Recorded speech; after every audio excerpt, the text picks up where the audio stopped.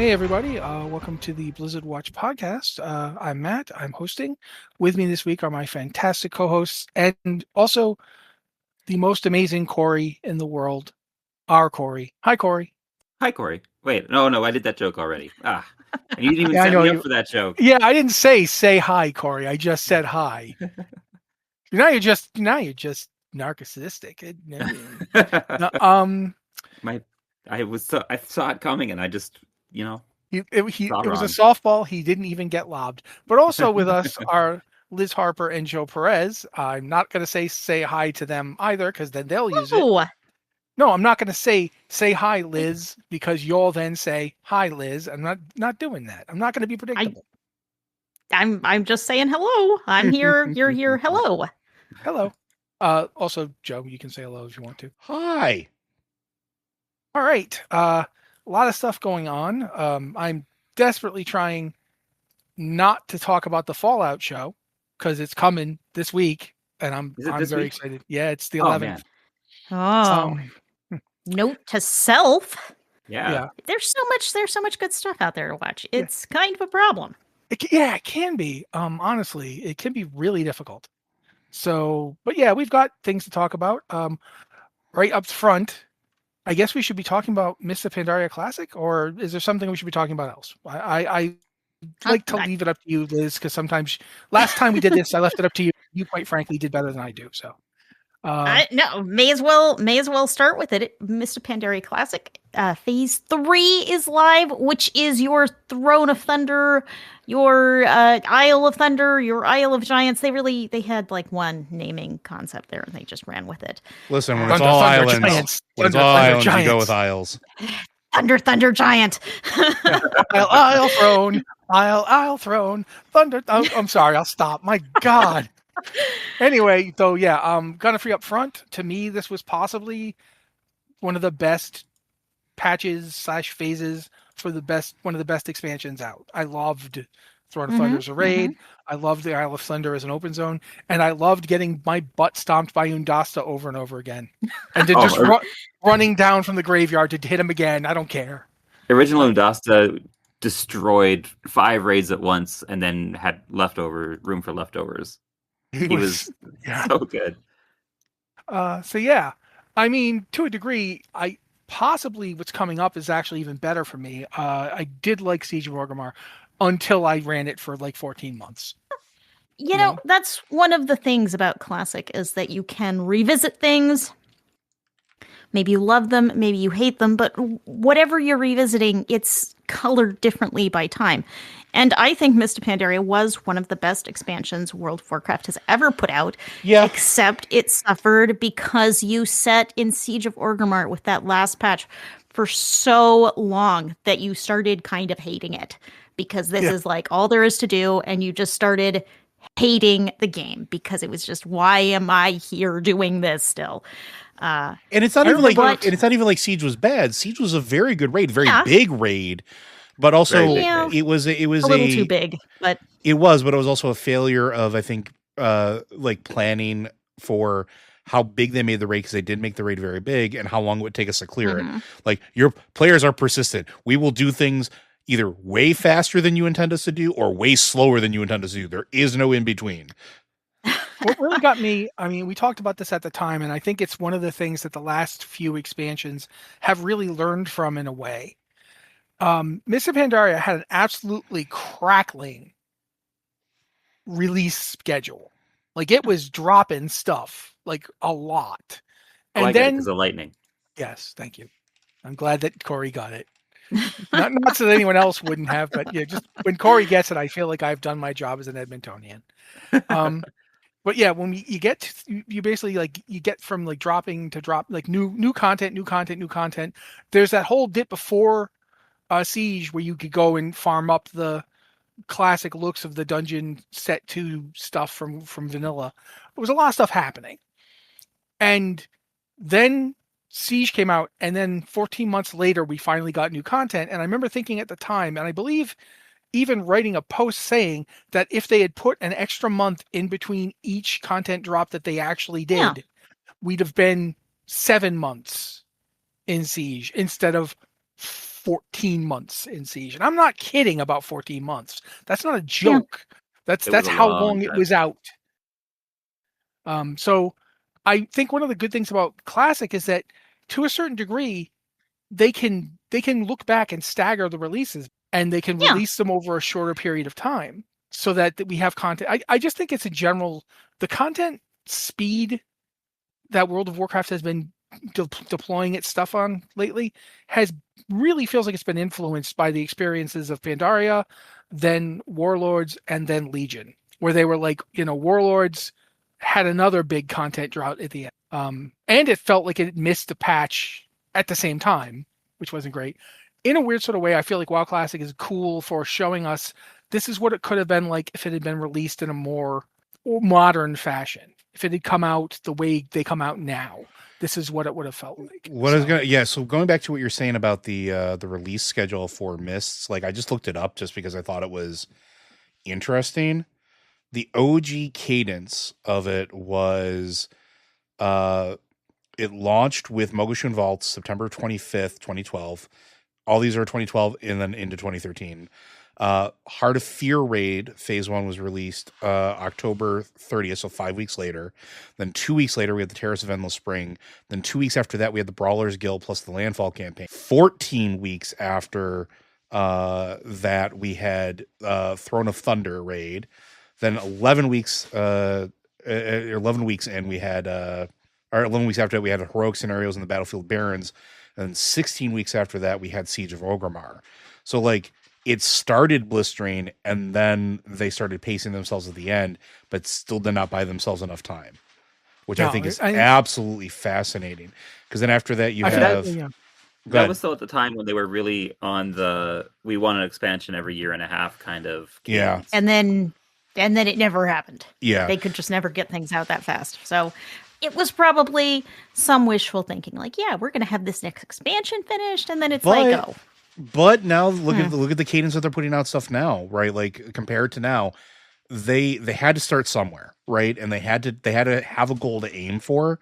And yes, they may have missed that goal at the time, but they're going pretty quick and pretty decently with their release of content now, I think. And I think they had to take that stumble to learn how to crawl, to learn how to walk. And also, since we're talking about that, we should, at this point, since we've been kind of digressing a bit, we should probably talk a little bit about Legion Remix, because the final phase is currently live. Go ahead. There's something else? We love digressing so much. Yeah, it is true. So much. But Remix, the thing about Remix, it's been I've been fighting Remix. I keep saying I don't want to do this, and then I keep making characters doing it. The catch-up mechanics are already there. They actually put in the goodbye dialogues from the Infinite Dragonflight. I mean, that's kind of cool. This is really kind of a wind down patch, which feels a little weird to me because this is going to be live until January 19th. So it's not, they rolled out the last phase, but this is not actually the end. But now you can go and talk to all of the different members of the Infinite Dragonflight and be like, hey, this was fun, bye. And with various levels of seriousness and non-seriousness. So It's a fun little addition, but it's also, this is going to be around for quite a while still to work on. Yeah, and the updated max level is up to 779, which means you'll be, if you get strong enough, you'll be able to solo a lot of this stuff, which is good, quite frankly. It makes it people easier. Already are soloing a lot of this stuff too. Yeah, but I need to be way overpowered to solo. I'm not one of those people who thinks clearly. But also, I like the Time Runner's Mayhem buff here is just wild. You can do these quests. They're the Infinite Research from Eternus. Is that correct? Yeah. Eternus has a dozen of them that you can pick up.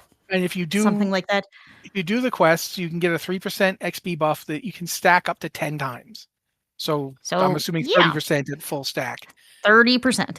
That's 30% bonus experience from kills, quests, everything. So yes, if you are using time running to level alts, or if you have the hair to, I went to level 1 of every class so that I can get the Legion class hall cosmetics for my house, and I can get the mount for finishing the class hall campaign.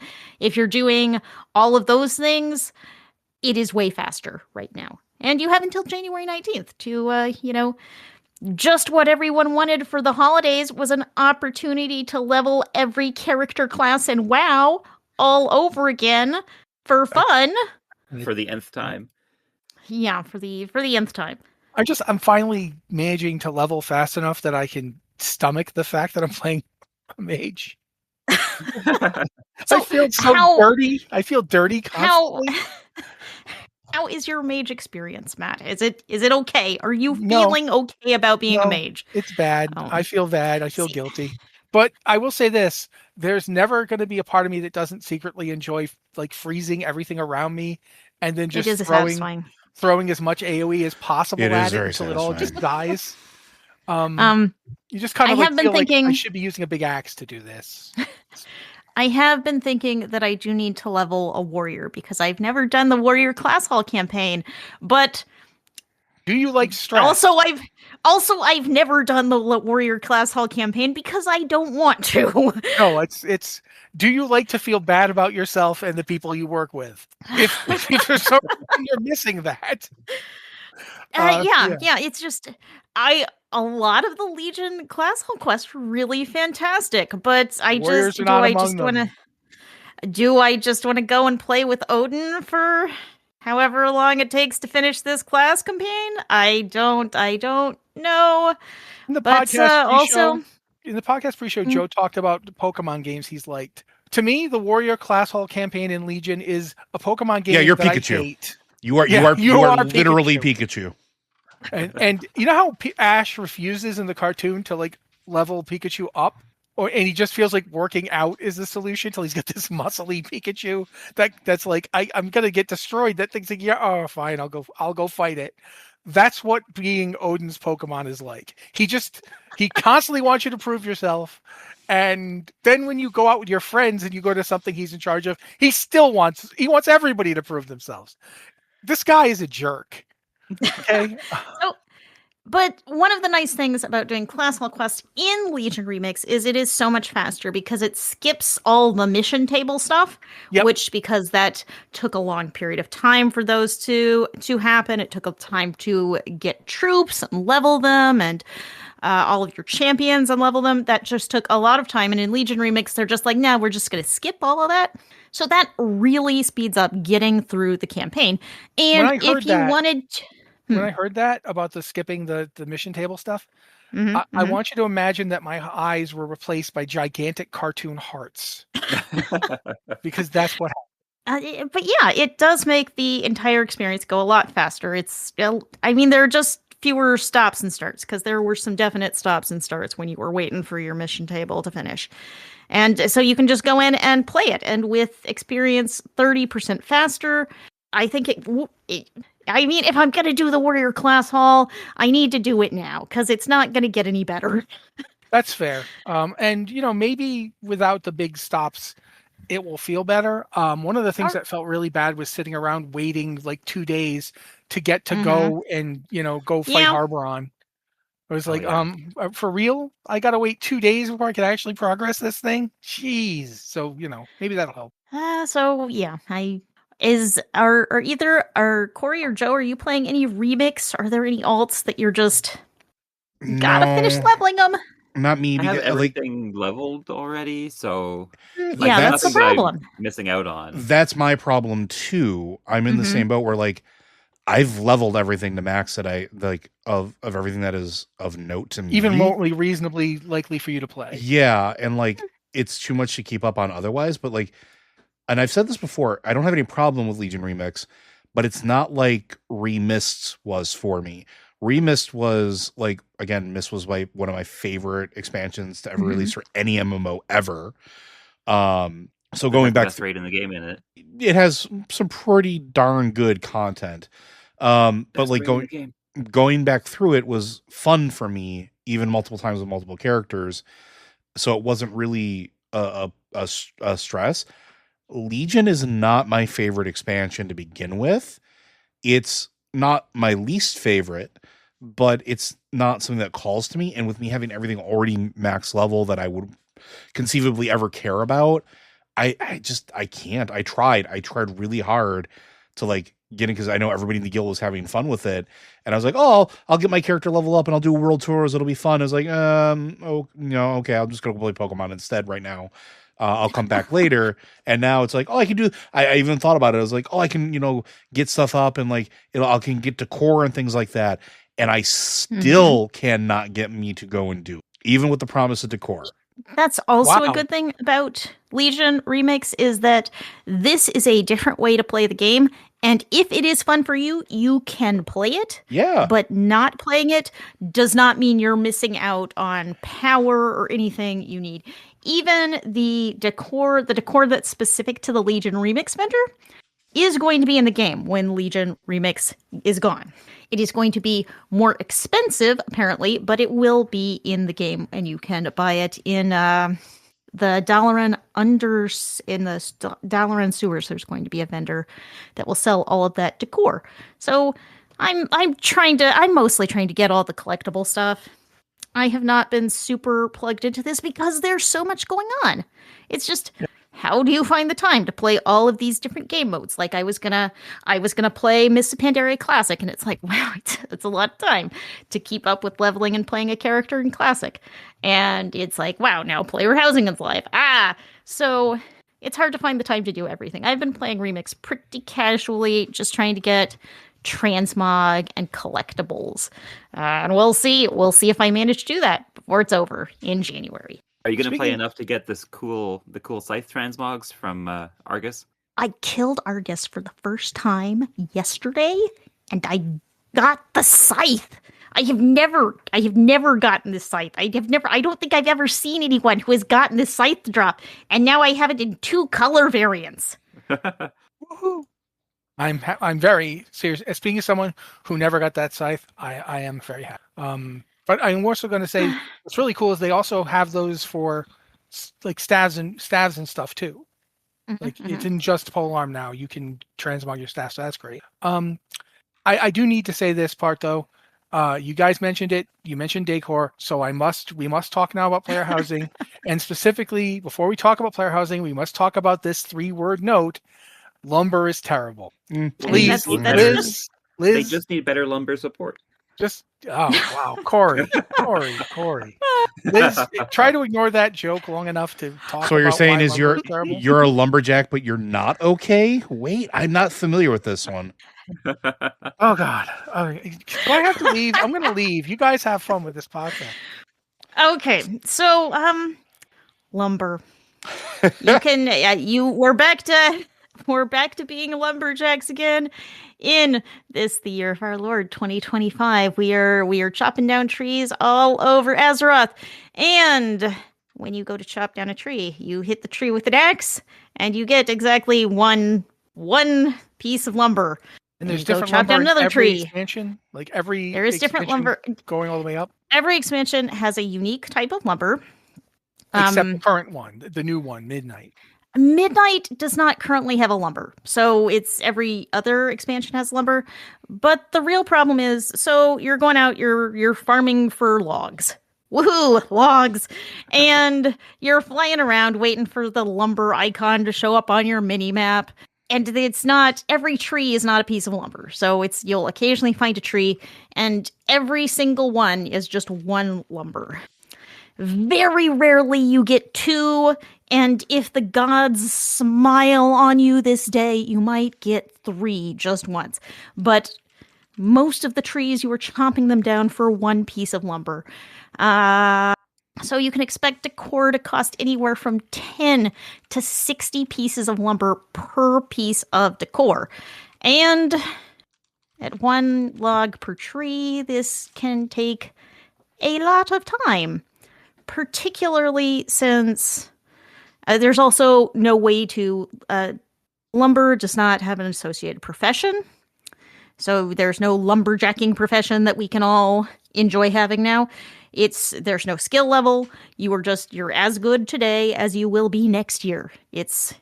But it's a very slow grind, and it has certainly... I think it certainly boosts the cost of a lot of professions crafting, because these things are already expensive because they have a lot of materials from old expansions. And the fact that they also need lumber, which is very slow to grind. It's war-bound, so you can't trade it or buy it. It adds a big overhead to all of your crafting, and mostly it's just so slow to collect lumber. You can go around. I'll go around on a druid and be getting herbs and lumber and ore all at the same time. Just get all the things. I don't care if I need them. I'm going to pick them up. It's classic adventure gaming. It's there. I'm going to grab it and put it in my backpack. And it's just you'll collect way more herbs and ore than you do lumber because the lumber drops are so low.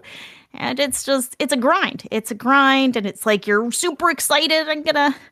I'm gonna get a house, and I'm gonna put a rug over here, and I'm gonna put a painting over there, and I'm gonna put a giant fountain over here. And it's like, to make that rug, I need 18 pieces of lumber because that's how you make rugs. Have to build an individual loom every time you're making a rug? I don't know. I've been making some classic level rugs to sell in the auction house. They do each require, it's like devil sore hide and 18 pieces of lumber. That's like it. It's devil sore hide, lumber, 18 pieces of lumber, and a bunch of different colors of dye. That's fascinating to me. I'm thinking about every rug I've ever seen. I don't think any of them had this much wood in them, but yes, it's a lot of pieces of lumber, and it has been very slow to get lumber. 18 trees died this rug. Because we're cutting down an entire tree just to get one plank of wood, which we are using to make a rug. So my hope is that Blizzard will increase the lumber drops, because this ties into a larger problem, which everyone wants to level their house. We're going to get to everyone's looking to get their lumber. Everyone wants to level their house. There are two ways to level your house. You could do endeavors, which are neighborhood-wide activities. Not available that aren't available yet, won't be in the game until midnight. There are these big kind of questing things. They're a little like the trading post, kind of an activity list like that you can all do and collect experience for your house. Not in the game yet. So the only way to level your house is to collect decor. And you can't just collect any decor. You only get house experience for the first time you collect a piece of decor that is uncommon or rarer. So you can't just go and buy a ton of decor. Can't just go and buy everything from the vendors. You have to find rare decor, and you only want one of each piece. And they only give you 10 experience each. So the marketplace is really inflated with demand. Everyone wants every housing thing. There are hundreds of craftable housing items. And all of them, every single one of them takes lumber. You want to make a lobster platter? Great, you better farm some lumber. Everything needs lumber. Yeah. Even cooking, even rug making, even plushies. There's a plushie. You need lumber. So plushies in Azeroth are extremely hard and not very good to hug. So I just hope there are a few things Blizzard could do here, but I think the easiest one would just be to say every tree gives you 2 or 3 lumber instead of saying every tree gives you 1 lumber with a very rare chance for 2 and a once in a lifetime chance for 3. If we got drops from a tree the way we got drops from herb nodes or ore nodes, then it would be a lot less painful, a lot less slow to farm lumber. That would help bring prices down on the auction house, or just the time and effort of making things ourselves. And that would just make the it's just painful, because you want the fun decor, but it's like, if I want to get the fun decor, either I'm going to pay 30,000 gold per crafted item on the auction house, or I'm going to spend 3 hours going in circles over this zone, chopping down trees, which I will turn into 1 log per tree. And let's be honest, the amount that people are charging for crafted items because of this is warranted. Well, right? Like, yeah. And the other problem that this highlights too is and we've talked about this, I complained about this before this was released.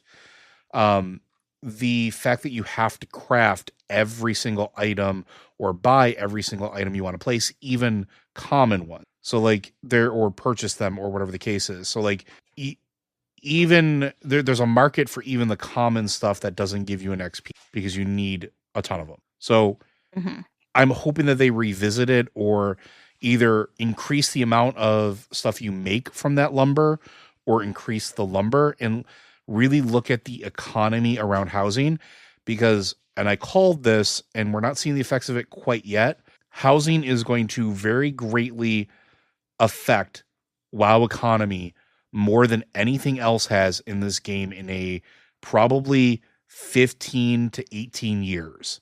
Yeah, it sounds like taking the big change to player economy when Transmog made old greens valuable. Now add that to every expansion at scale for multiple things. Yeah, it does sound like it's going to be wild. But on top of this is the only way to level your house. This is it. I mean, there's some built-in demand because you can't just buy one chair. You need to buy as many chairs as you want to put in the house. So there's some built-in constant demand. But the fact that this is currently the only way to level up really boosts that. And it's either you need a lot of time or you need a lot of gold. But this ties into the other thing, which, and I think for a lot of players, you don't need to be level 5 housing right now. You get a lot. I mean, it's great to have it because you get more placement of stuff internally for rooms, but you have a surprisingly large amount of room placement at level 3. Like, I am not hurting for space right now. Anything I add is either just waiting on my open sky room so that I can increase my, and I'm going to air quote, temple space, or like, I don't know what I would do with more rooms right this second. Different rooms unlocking at different levels. Yes, that makes a bit of a difference, but you don't necessarily have to be level 5 to have a very compelling and very engaging house right this second. That said, with it being the only way to level it, like Liz is pointing out, it is pretty rough because you are either doing what I was doing, which is running around the world trying to find every unique thing, and then doing a cost analysis in my head of, do I throw money at this or do I farm the skill myself and then farm the materials, right? Like, as a primary jewel crafter, I can make lots of lanterns. That's about it. I have to go supplement this with other things. I've probably thrown about 200 grand at the auction house already, just for stuff that I did not feel like crafting myself or hunting down, which that's most I've spent in a long time. Go ahead. One thing to be aware of is that you can put in work orders for craftable decor. So if you can't craft something, but it's like, okay, I farmed the lumber, I've bought these materials on the auction house, you can put in a crafting order, and there will be someone out there who will fill it. So that does kind of get you around the problem that lumber is warbound and you can't buy or trade it. So you can always remember you can do a crafting order. And I think a lot of crafters are going to be completely happy to do it if you provide the materials or you give them a generous tip for their lumber. But I think that's the part that I think we're going to struggle with is the lumber economy, because it's not just give them a tip, it's how much is that market value worth right now for that lumber, right? And because of lumber being, like you said, difficult to essentially farm because of the time constraint with it, it makes it more expensive. So you're paying almost the same as you would on the auction house in a lot of these cases before somebody will pick it up. I have an idea, Blizzard. If you don't, for some reason, want to make it so lumber spawns more when you find a tree, I want you to consider any boss that's a tree. There are a few trees in this game that we kill. And that would they be should true. All drop lumber. If it's a wood thing, it doesn't have to just be bosses. If it's a mob that is a giant tree, or even the smaller trees that run around and attack you, they should drop lumber. They're trees. I should get to kill this tree and then use its body to build my rug, apparently. I don't think it's gonna happen. They won't let me skin Worgen, so I don't think you're gonna get your tree from the fallen enemies. All right. Just hear me out. What about if hunters could tame the trees? Because the plant thing's coming in. Yes, the story of the dwarf hunter pet. Anyway. In Midnight, there are plant-based pets hunters can tame. So you should be able to tame it and then get it to provide you with lumber. I'm Makes not sense sure. to me. Perhaps the word poop might not be too polite, but Listen, we've all played Breath Anyway. of the Wild. We know what Korok seeds are. Carrying on. Yes. But now to move on to player housing in general, I do want to. I'm not going to read all these. There's a patch. There's like a quick response on the forums talking about changes. I don't want to read the whole thing, but I do want to read this one bit about houses going up. Ooh. Almost immediately after the 11.2.7 patch went live, we saw players using keybinds to elevate houses off the ground, even though there weren't UI controls for that. We quickly began work to enable the controls so that it would be easier to move a house upward. We have two concerns, of course. One, the underside of houses aren't modeled or textured. Players who lift their houses may decide to hide that part behind other things. Two, if you lift your house up, clicking on the door could become a difficult. You might want to consider building a ramp or a jumping puzzle or a mount landing spot, etc. And then it is, I have just met you and I love you, in quotes.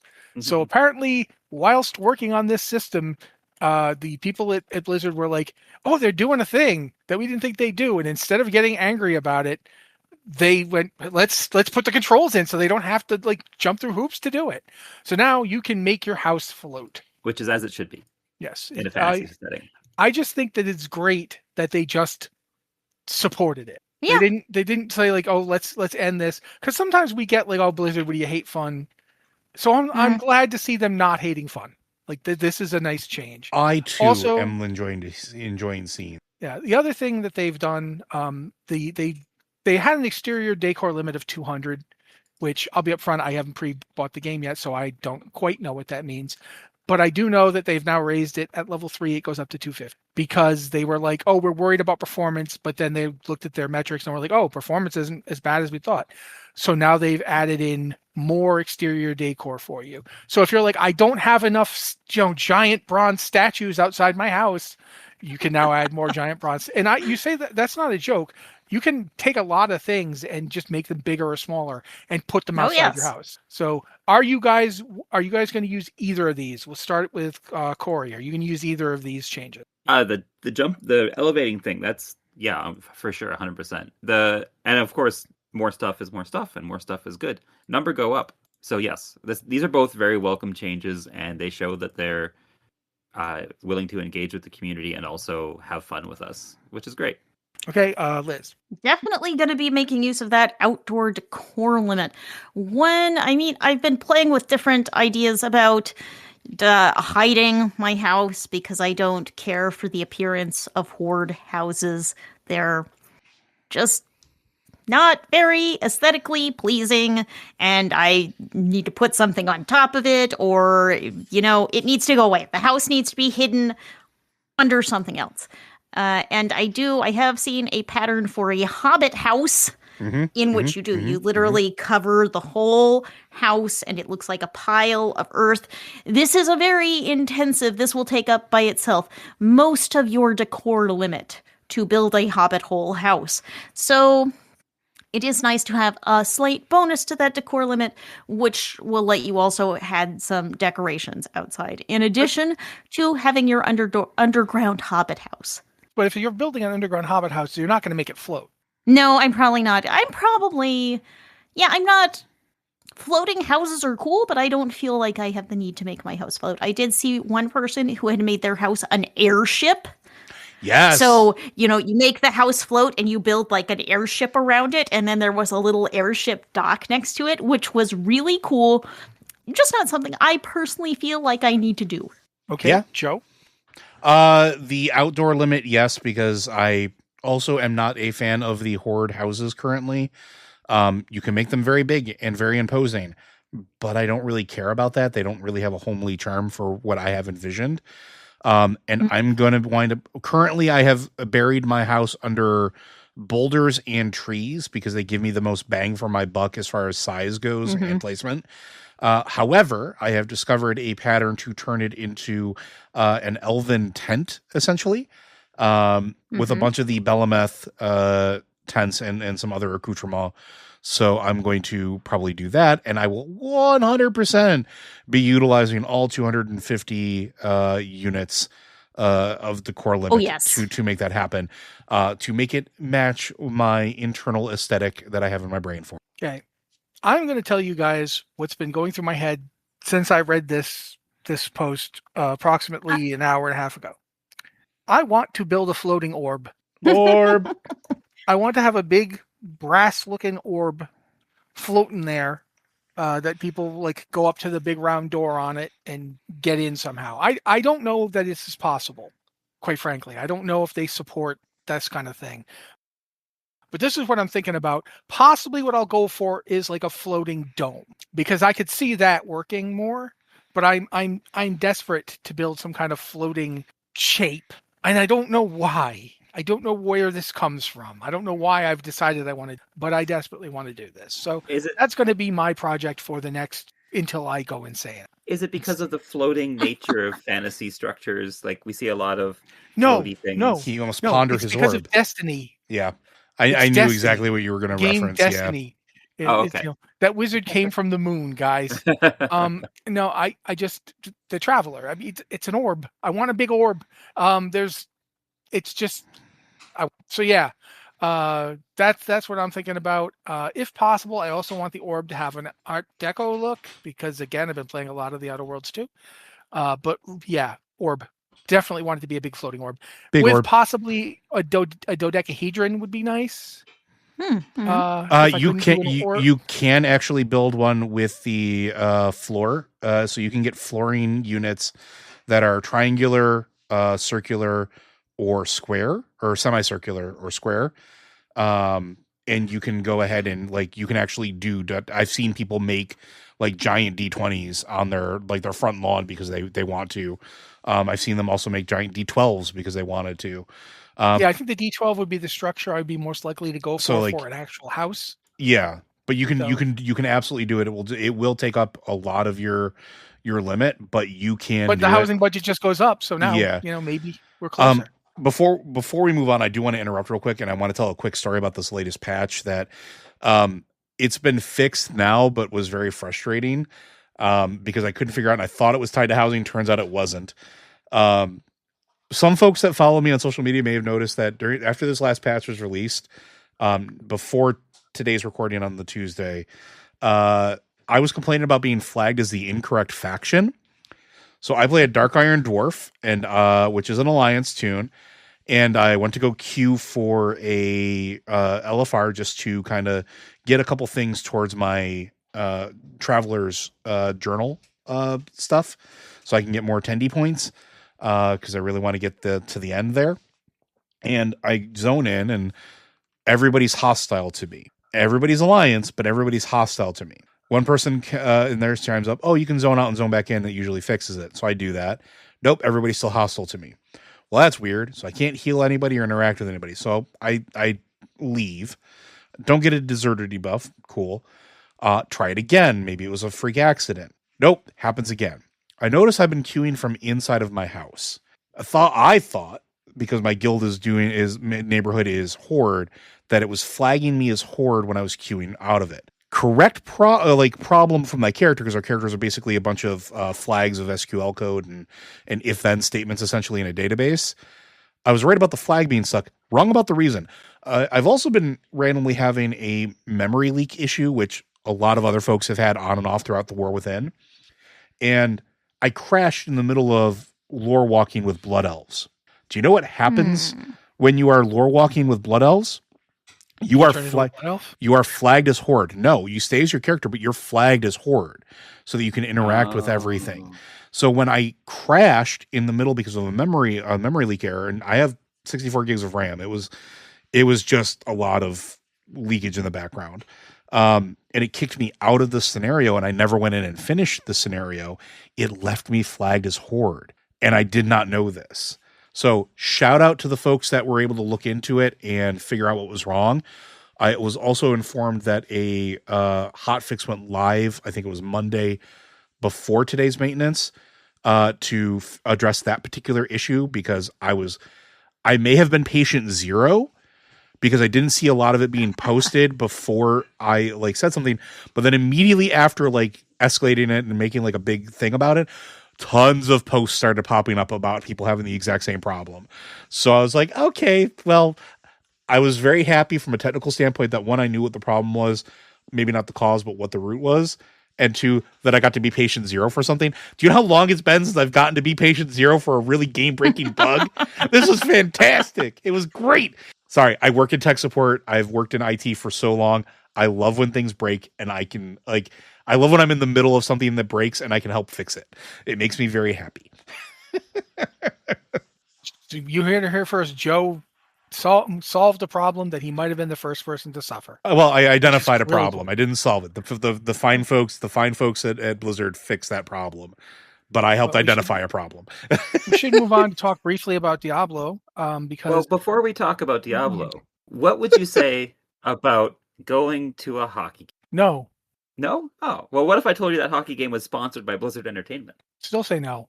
Okay, well, then no hockey game for you. Thank you. But Blizzard did, over the weekend, sponsor the Edmonton Oilers NHL game against the Winnipeg Jets as the main presented by sponsor. And they were kind enough to invite me along, which was so weird and so random and amazingly cool all at the same time. And I just, it's so never the hockey kind of... game you were asking me to go to was already over. Well, yeah. But, So you didn't invite me at the time, and you just thought you'd bring it up now. well, here's I'm the glad good that I news. don't like watching hockey. Well, okay. But here's the good news. They're going to be doing it again in March, I hear. Too So late. you might get You've your chance upset again. me. No, you've upset me. I'm done. Anyway, now that Corey's been rudely rubbed my face in the fact that he got to go see a hockey game and I didn't. I got to go. Not only did I get to go see a hockey game, I got to go sit in the fancy person, rich person, and Ooh, watch a that's always hockey nice. game. That's where It the was- blood really, the blood gets right with up. blood elves. With blood elves. With some They blood had- elves. Yeah. They had a couple of cosplayers, and they were filming like fun little skits with them around Rogers Place. And I would love to be able to show these fun little skits to people, but unfortunately, due to the ephemeral nature of Instagram stories, I have no idea where they exist anymore. They've gone past their 24 hours and they're somewhere, but I don't know where. It is. But it was maddening. This is such a weird content crossover.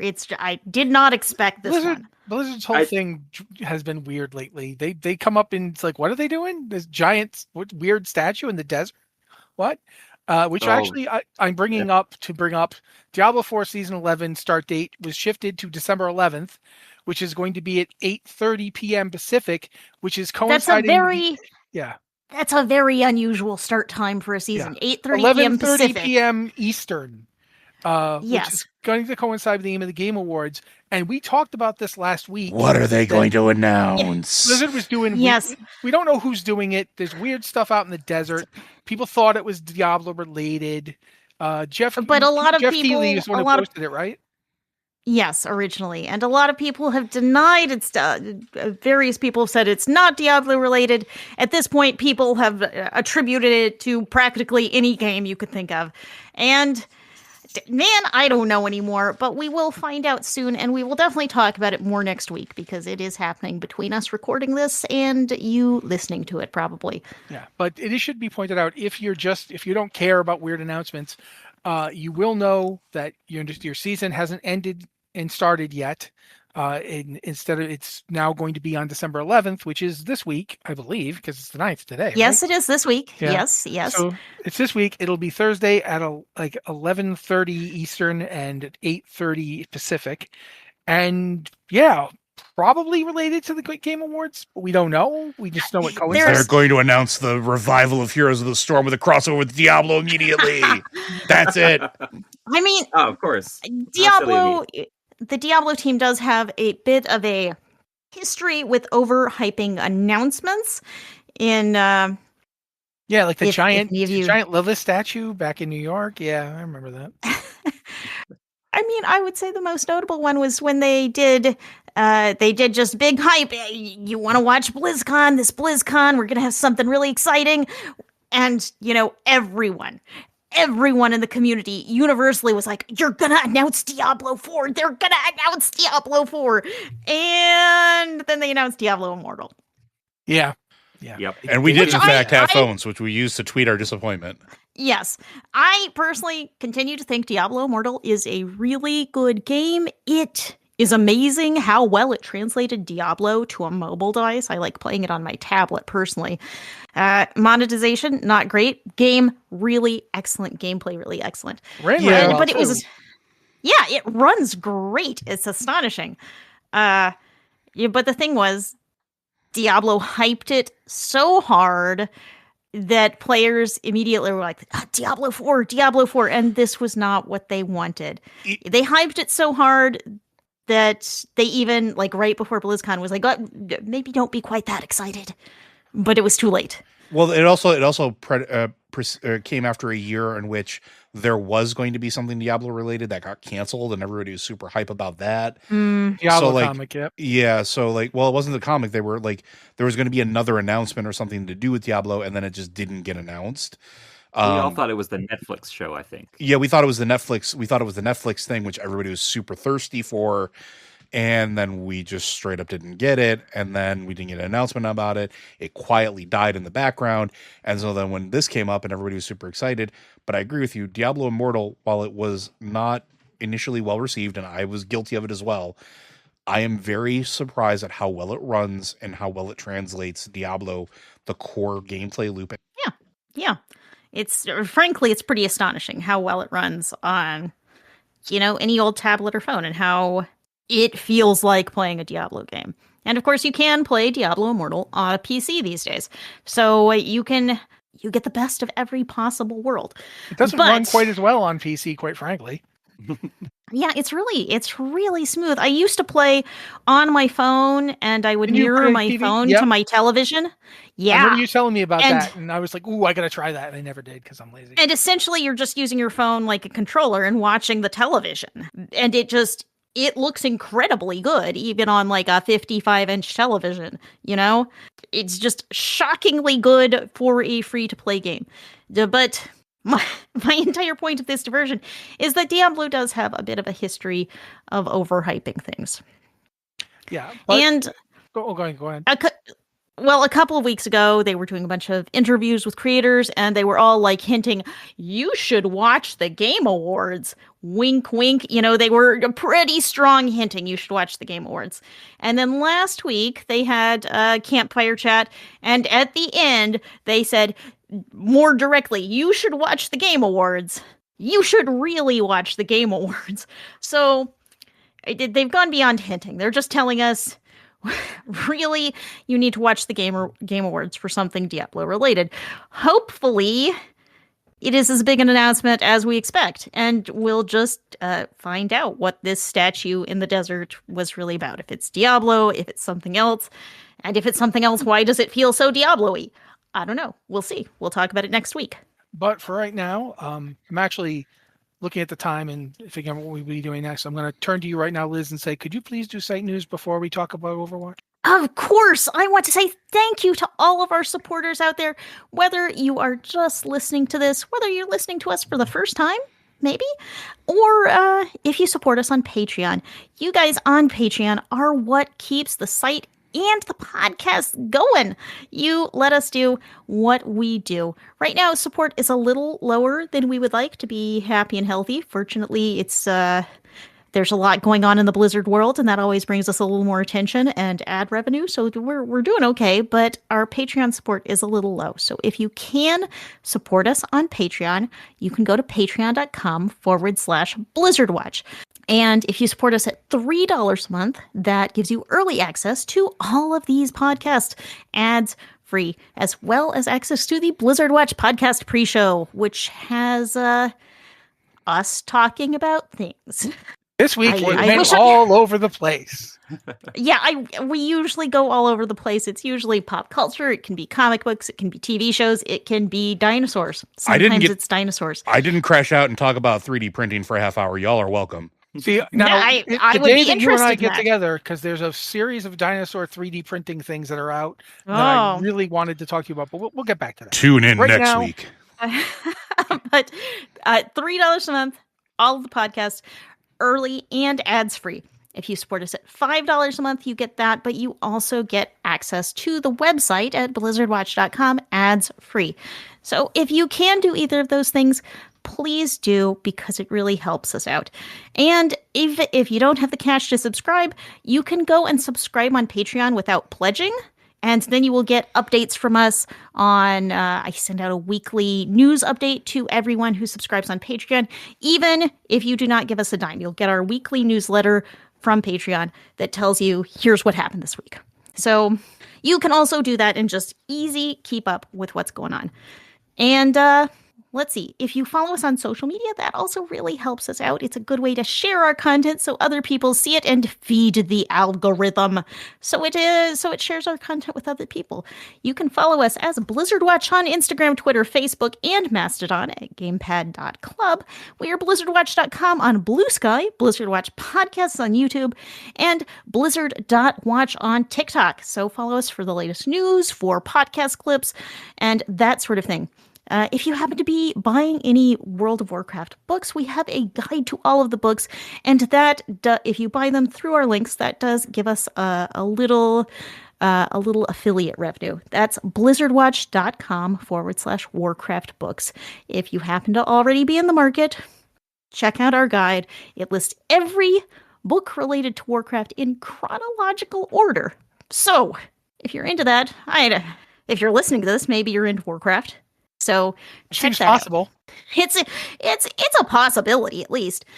And if you have any questions for this or any of our podcasts, that's Blizzard Watch, Lore Watch, or Tavern Watch. Be sure to send them in to podcast@blizzardwatch.com. Specify the show in the subject line and any special pronunciation of your name.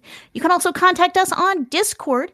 And if you're a Patreon supporter, you can do so through the Patron Q and Podcast Questions channel as a little extra thank you for supporting us. So thank you very much, whether you're just here listening, reading the site, or whether you support us on Patreon. All of you guys keep us going. Thanks a lot. Alrighty. We got a couple things left to mention, and I think we can get through both of them. First up, Season 20 for Overwatch 2. It's starting on December 9th, which is today as we're recording. If you're listening to us later, it happened already. But this is the season that's going to be featuring new melee DPS hero Vendetta. Vendetta is also known as every character Matthew has ever played in World of Warcraft as a playable hero in Overwatch. Maybe not quite, because there are some key differences. I mean, it's pretty close. I'm just talking looks, man. I'm not talking. Oh yeah, looks, yes. Play style, not even close. Giant girl with a big sword. I mean, that's and she does have a whirlwind move. She does. So that's kind of warrior, but otherwise it's not a WoW warrior, but it looks like one. So yeah, every time I look at it, I'm like, I know I get motion sick when I play Overwatch, but maybe I could try and play again. I mean, I could just keep a bucket nearby. That'll be fine, right? I'm sure groups want to have a player who's every so often has to stop and be ill. That's not the case. Yeah, I would like to take just a moment to talk about the character a little bit more, though, just so please do. Please go. Which is why I was trying to break in here. So a lot of people are trying to compare this to Marvel Rivals, who has a character who is a similar aesthetic in the terms of, if you know the X-Men Magic, she is a giant sword-wielding character, a melee character in a game about guns and fighting. But they are wildly different play styles. So I just want to call that out. So Magic is a combo-based character who chains survivability through combos and being aggressive, which has high mobility, high things for invincibility with a high combo potential and burst damage. Vendetta, on the other hand, is a literal Death Star of a glass cannon. Very high damage, wants to be in there for rapid kills and wants to get out. Has a blade block ability that offers a strong defense. But she has a very, very high DPS potential. She, however, has no survivability.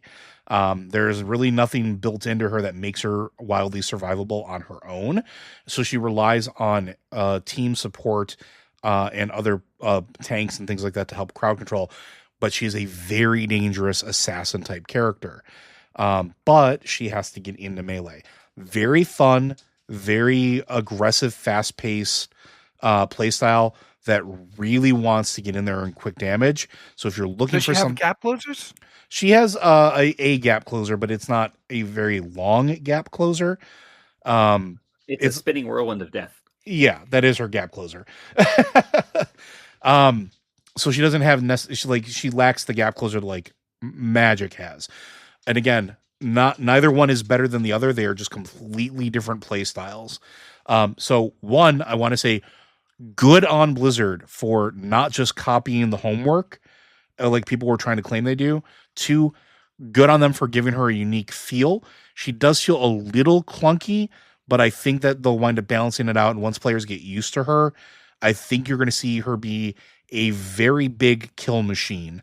It's going to be one of those things where if you've ever seen like players that take like a high burst character and take out an entire enemy team at the cost of their own death, that's what Vendetta is going to be. You're saying it's very high risk, high reward type play. Very high risk, very high reward.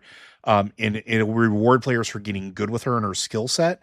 And if you can get in and chain a bunch of kills together, and then die, if you can get your KDA ratio to like a 3-to-1 or even a 2-to-1, it'll be way more valuable. So again, I just want to call it out because I have not been the biggest fan of Overwatch 2 lately.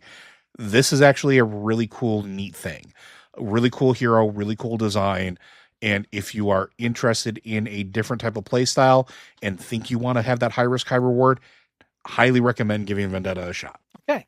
Winter Wonderland also started at the same time, December 9th, and that's going to be running until January 7th. I don't think it has any real big changes this year. It's just Winter Wonderland.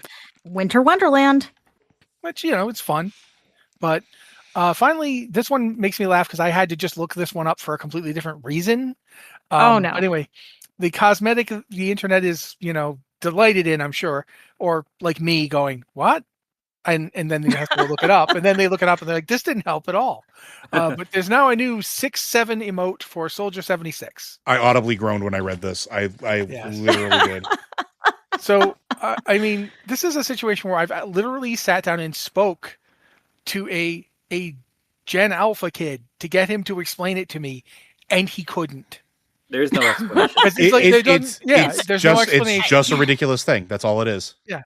Yeah. So the thing, the thing is, if you take Overwatch in its time setting, that would mean that Soldier 76 today would be like a middle schooler.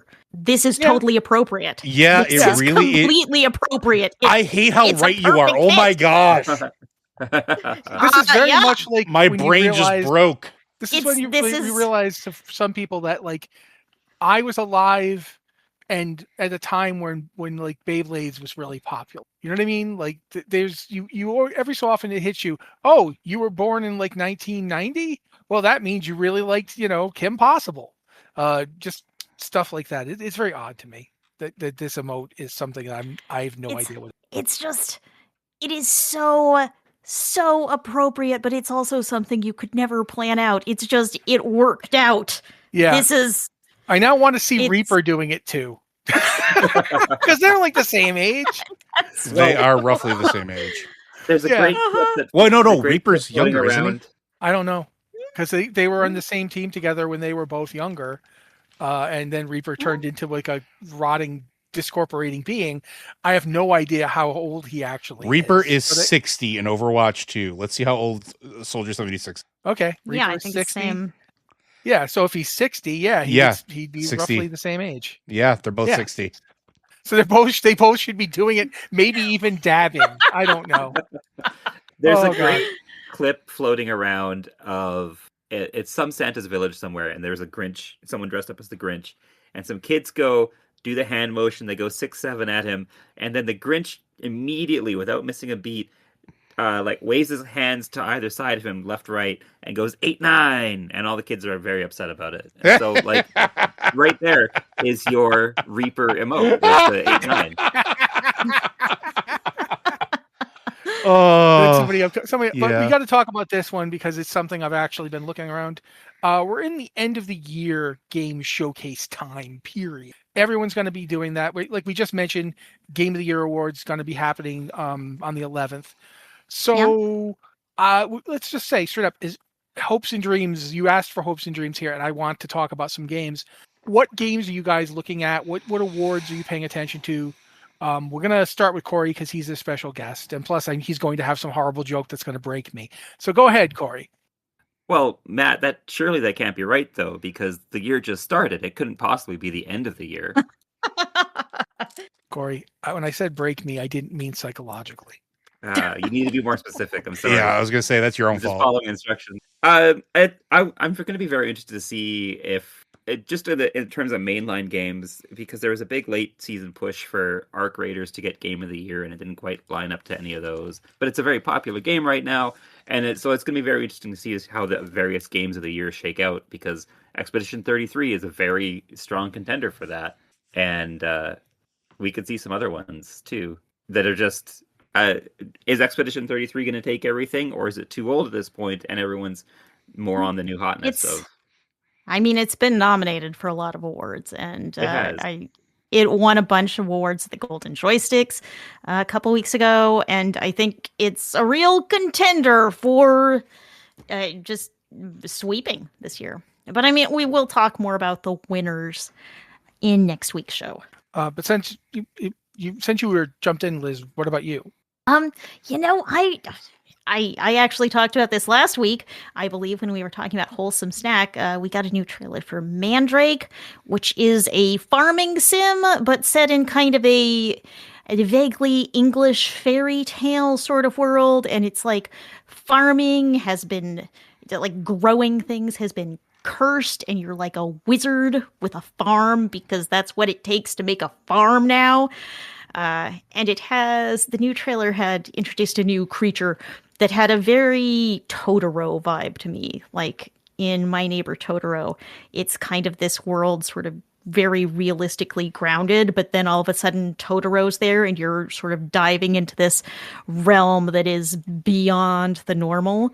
It really felt like that. Like it's the real world, except you've kind of fallen over a few degrees and now there's something completely different and off. And I like it. I like the vibe. So I'm looking forward. It does not have a release date yet. I'm surprised you're not talking up the art design of this thing any. It does have beautiful art design. Yes, yeah. It's not gothic. It's like kind of cozy core. It's I was going to call it like it's almost gardening punk. Like yes, I seriously, I'm not even kidding about this. That's a good word. I mean, it really does fantasy village, but it's really, it's kind of gardening punk, and everything is, there's a lot of green overgrown spaces, but it's like apparent cursed farming. So you're like a wizard. Yeah. I enjoy the concept. I finally found the Totoro lookalike, and it's like a tree that kind of sits there and waves its arms around at you.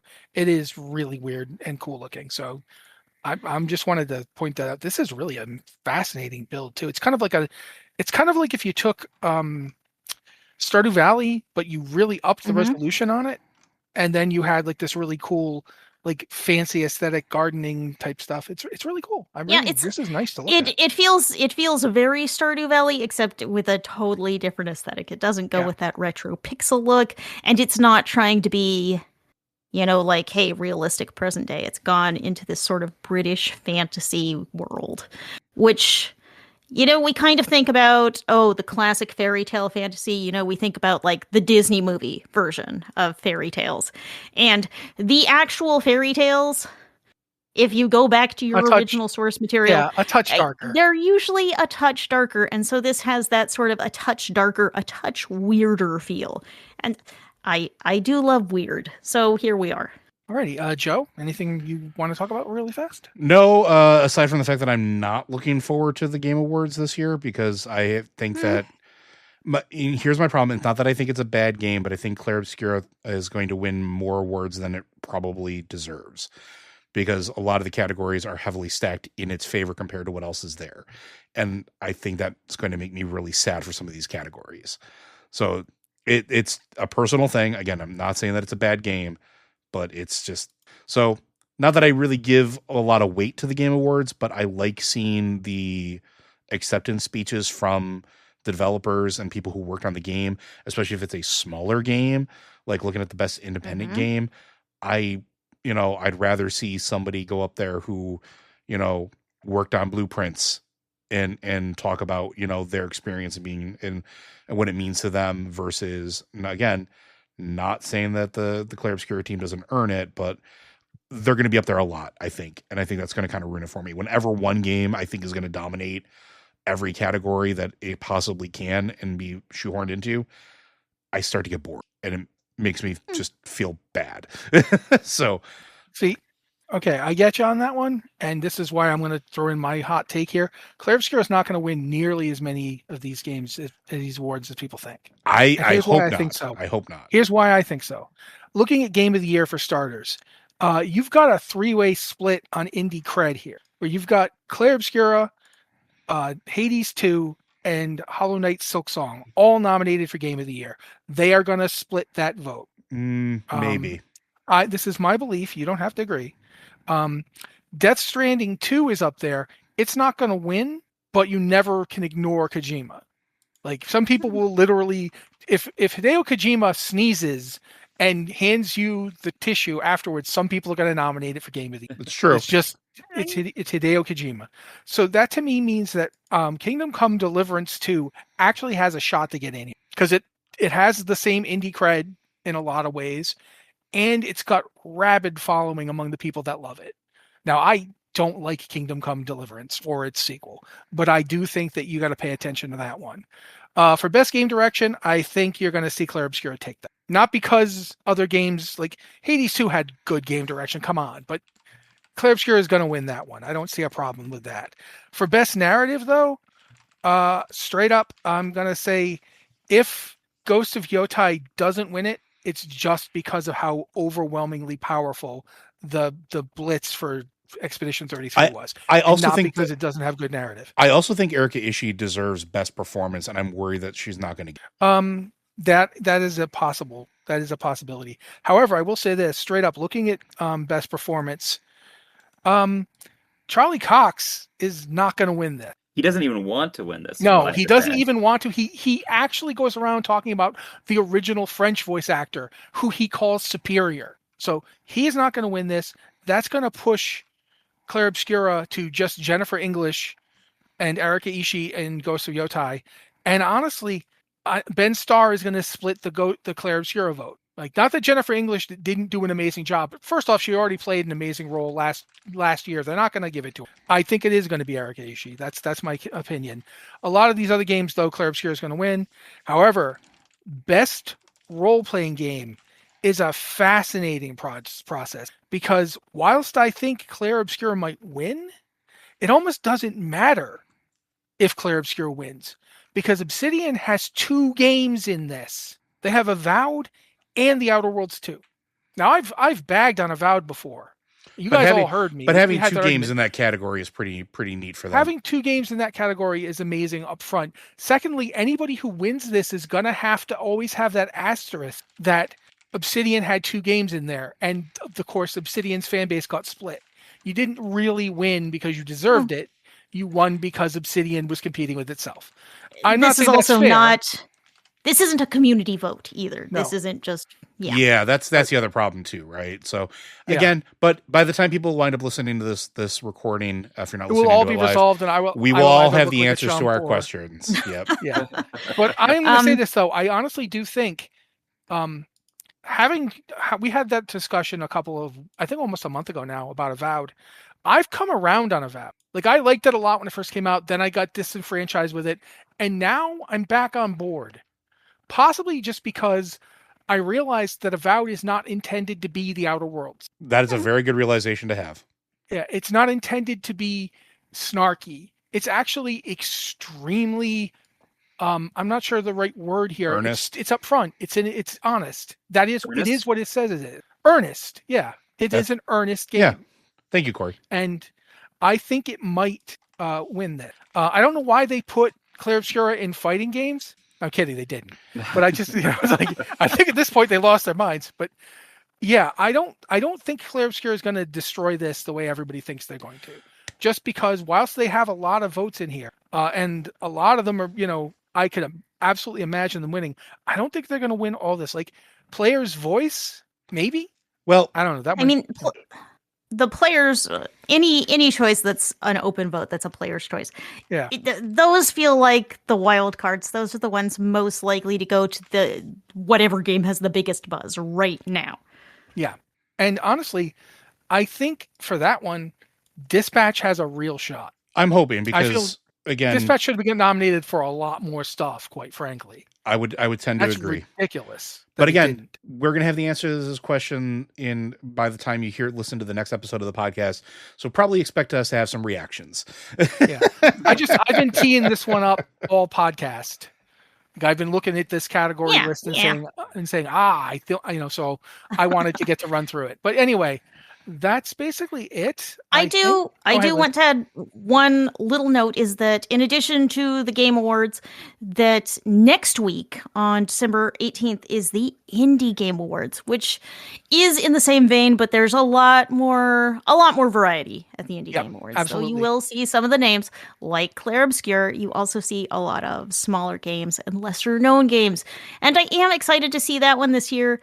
And the indie world is full of so many incredible games right now. So I'm really looking forward to seeing who comes out on that one. But any nominee for the Indie Game Awards, you can't go wrong with playing them and checking them out. Yeah. Also go play. Sorry, but it is an indie game and I do love it. But this has been the Blizzard Watch podcast. Thank you guys so much for being here. I'm a little mad that Diablo 4 didn't get a nominee for the Indie Game Awards this year. I'm kidding. Who could have seen that one coming? Honestly, everyone would be like, "What?" This is. Thank you guys so much for being here with us. You make this whole thing possible. Thank you guys again, just for you, and we'll be back next week.